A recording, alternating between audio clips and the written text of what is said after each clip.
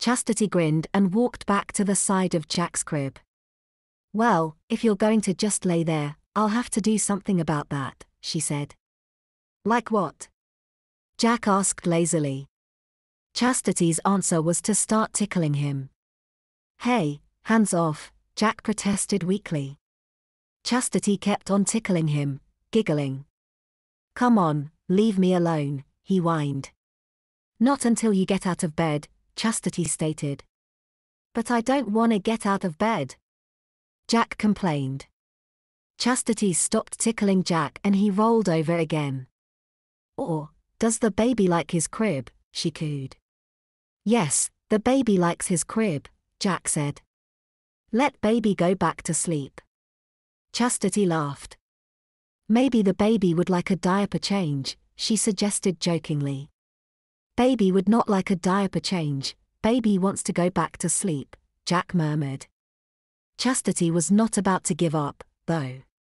Grinning like a fool, she climbed into Jack's crib, rolled him onto his back and sat on his stomach. "OOF!" Jack's eyes shot open and he lurched. Chastity laughed triumphantly. Jack groaned. "Was that really necessary?" he asked plaintively. "Yes," Chastity answered simply. "Are you sure?" "Positive." Jack sighed and closed his eyes again. "Now that we've gotten that out of the way, I'm going back to sleep." "Nah," Chastity declared and started to poke him.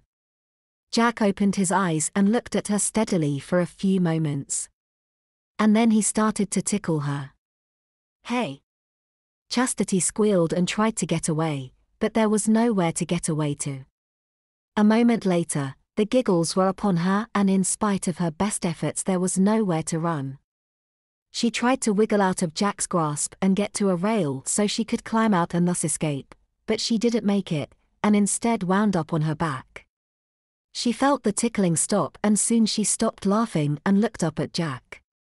She barely had time to register the spark. An instant later she felt his lips on hers. Her shock was so short-lived that before she could comprehend that it had happened, her arms were in motion, pulling him closer. Acting almost purely on instinct, she pushed him back and he rolled away, but she was on him in a flash, renewing the contact. This time around it was Jack pulling her closer, both of his arms in the action.